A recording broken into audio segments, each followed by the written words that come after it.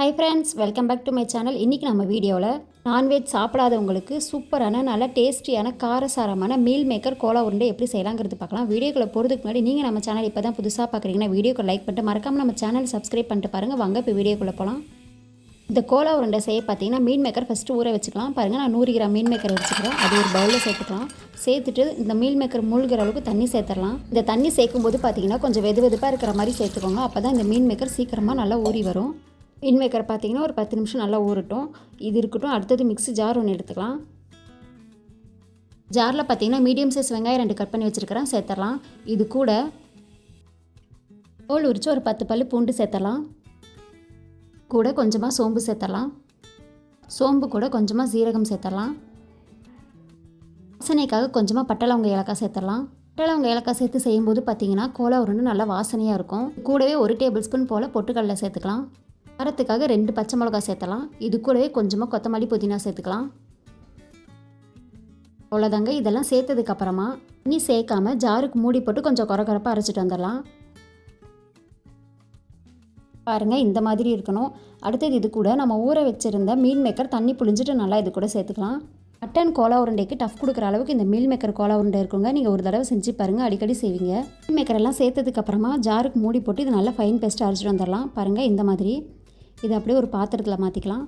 மீன் maker போட்டு அரைக்கும் போது பார்த்திங்கன்னா தண்ணி எதுவும் சேர்க்காம தான் அரைக்கணும். ஏன்னா இந்த மீன் மேக்கர்லேயே தண்ணி இருக்கும். அதுக்காக நம்ம தண்ணி சேர்க்க அரைக்கும் போது பார்த்திங்கன்னா எக்ஸ்ட்ரா தண்ணி ஆயிரும். இந்த மாதிரி நம்ம உருண்டை பிடிக்கும்போது வராது, எண்ணெயில் போடும்போது பிரிஞ்சு போயிடும். அதுக்காக தண்ணி சேர்க்காம அரைச்சி இது ஒரு பாத்திரத்துக்கு மாற்றிக்கலாம். கூட கொஞ்சமாக பொடியாக கட் பண்ண வெங்காயம் சேர்த்துக்கலாம். வெங்காயத்து கூட 1 டேபிள் ஸ்பூன் போல் கடல மாவு சேர்த்துக்கலாம். இதுக்கு தேவையான அளவு உப்பு சேர்த்துடலாம். கொஞ்சமாக கட் பண்ண கருவேப்பிலை சேர்த்தலாம். சேர்த்துட்டு இது கூட காரத்துக்காக கொஞ்சமாக மிளகாத்தூள் சேர்த்தலாம். ஏற்கனவே பச்சை மிளகா போட்டு அரைச்சிருக்கிறோம், அதுக்காக கொஞ்சமாக சேர்த்துக்கலாம். சேர்த்துட்டு இது எல்லாத்தையும் நல்லா மிக்ஸ் பண்ணிடலாம்.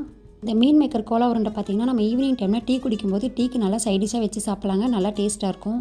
இந்த கோலா உருண்டை பார்த்திங்கன்னா வெளியே நல்லா கிறிஸ்பியாகவும் உள்ளே நல்லா சாஃப்டாக இருக்கும்.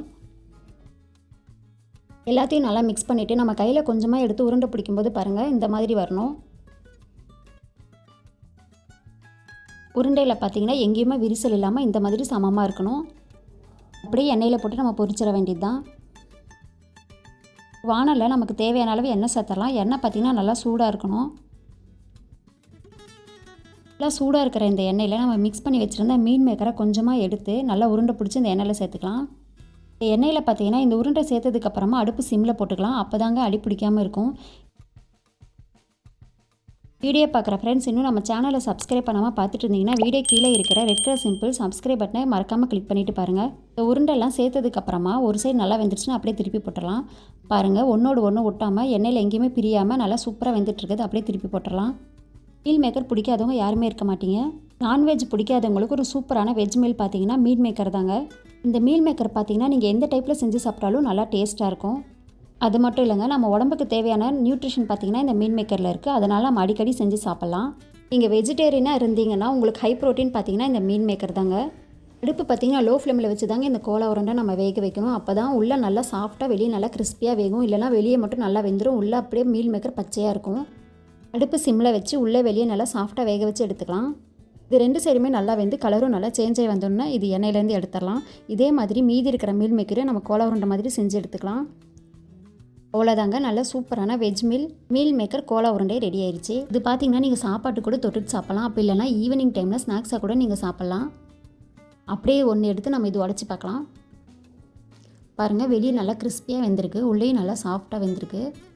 வாசனையும் நல்லா சூப்பராக இருக்குது. நல்லா ஜில்லான இந்த கிளைமேட்டுக்கு சூப்பராக நல்லா சுட சுட இந்த கோலா உருண்டை நீங்கள் செஞ்சு சாப்பிட்டீங்கன்னா நல்லா டேஸ்ட்டாக சூப்பராக இருக்கும். நீங்களும் ஒரு தடவை இந்த மாதிரி செஞ்சு பாருங்கள். செஞ்சு பார்த்துட்டு உங்களுக்கு எப்படி இருந்துச்சுன்னு சொல்லிட்டு எனக்கு கமெண்ட் பண்ணுங்கள். இந்த வீடியோ உங்களுக்கு பிடிச்சிருந்துச்சுன்னா இந்த வீடியோக்கு லைக் பண்ணிட்டு மறக்காமல் வீடியோ கீழே இருக்கிற ரெட் கலர் சிம்பிள் சப்ஸ்கிரைப் பட்டனை கிளிக் பண்ணிடுங்க.